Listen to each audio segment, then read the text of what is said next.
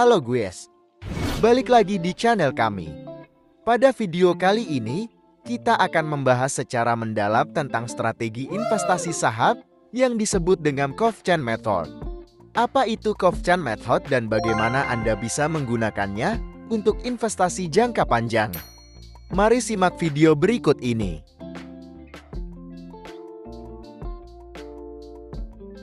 Bagian pertama, apa itu Kofchan Method?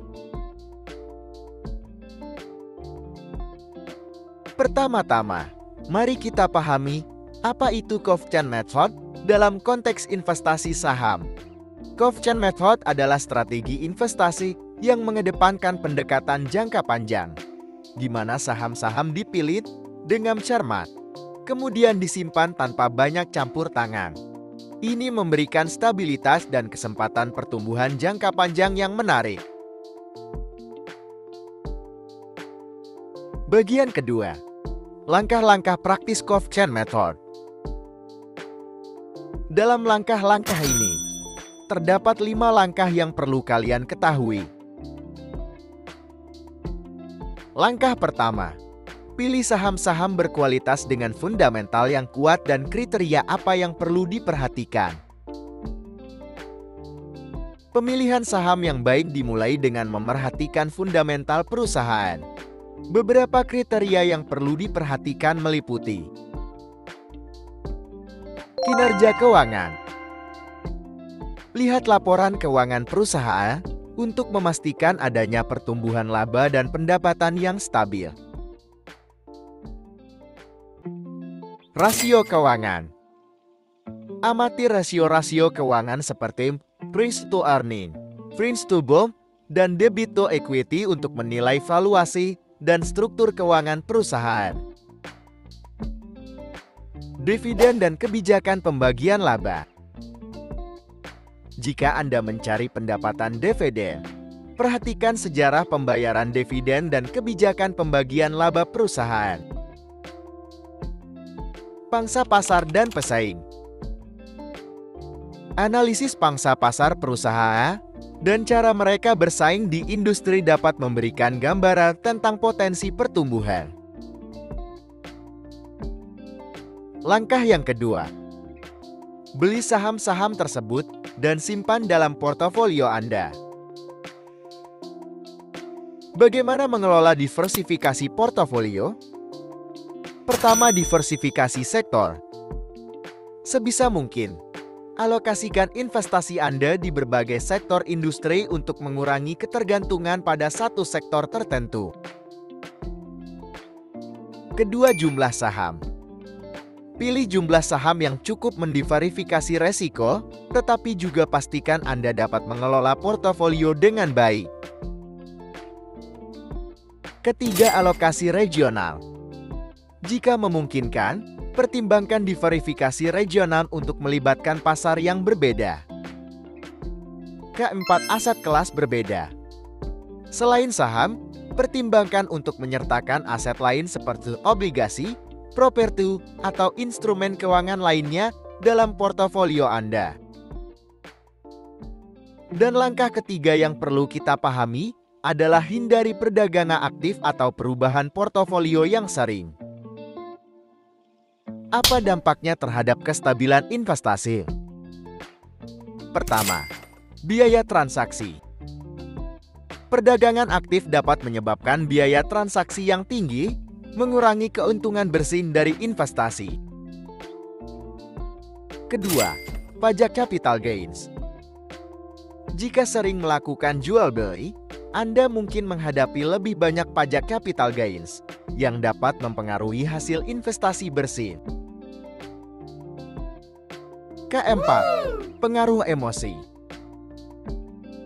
Perdagangan aktif seringkali dipicu oleh emosi pasar yang dapat mengakibatkan keputusan impulsif dan potensi kerugian.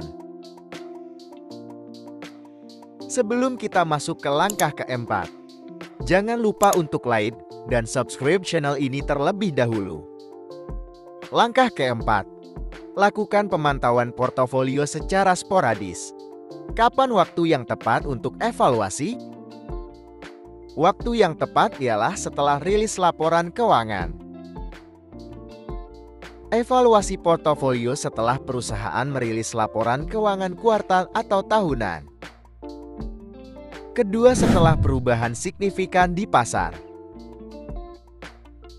Pemantauan diperlukan jika terjadi perubahan signifikan di pasar atau industri yang dapat mempengaruhi saham-saham Anda. Ketiga, setelah perubahan strategis perusahaan. Jika perusahaan dalam portofolio melakukan perubahan strategis atau manajemen, evaluasi dapat diperlukan. Langkah kelima, biarkan investasi tumbuh seiring waktu.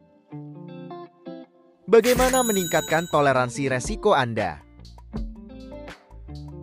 Pertama, rekonsiliasi toleransi resiko. Lakukan rekonsiliasi teratur pada profil resiko Anda dan pastikan bahwa portofolio Anda sejalan dengan toleransi resiko tersebut. Kedua, pendidikan dan pemahaman.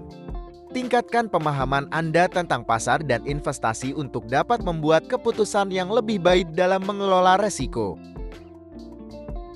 Ketiga, pengaturan portofolio. Sesuaikan portofolio secara bertahap seiring perubahan dalam kehidupan dan tujuan finansial Anda, tetapi lakukan dengan hati-hati. Keempat, diversifikasi. Diversifikasi dapat membantu mengurangi resiko, jadi pastikan portofolio Anda mencakup berbagai instrumen dan sektor. Dengan memahami dan menerapkan langkah-langkah ini, Anda dapat membangun dan mengelola portofolio investasi Anda secara efektif dengan pendekatan Coffee Can Method. Selanjutnya kita akan memasuki bagian ketiga dari Coffee Can Method.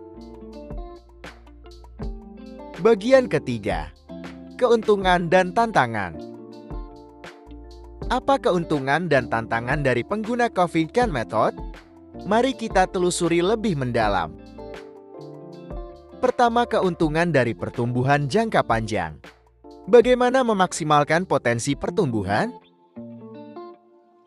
Kedua, tantangan terkait dengan pemantauan minimal.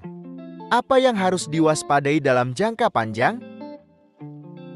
Ketiga, ketahanan terhadap fluktuasi pasar harian. Bagaimana mengelola ekspektasi saat kondisi pasar berubah? Bagian keempat, strategi pengelolaan resiko dalam Coffee Can Method. Penting untuk memahami bagaimana mengelola resiko dalam Coffee Can Method. Bagaimana cara melindungi portofolio Anda dari kemungkinan resiko? Diversifikasi seiring waktu. Apa manfaat diversifikasi dalam jangka panjang? Perubahan strategi saat kondisi pasar berubah.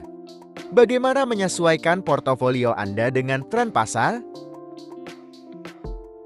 Berikut ini adalah bagian kelima dalam Coffee Can Method. Bagian kelima, studi kasus dan contoh. Untuk memberikan gambaran lebih jelas, mari kita lihat studi kasus atau contoh penggunaan Coffee Can Method dalam praktiknya. Contoh saham-saham yang cocok untuk metode ini. Bagaimana melakukan analisis fundamental dengan benar? Bagaimana portofolio tumbuh seiring berjalannya waktu? Apa yang dapat dipelajari dari kasus nyata? Bagian keenam, penutup. Itulah tadi panduan lengkap tentang Coffee Can Method.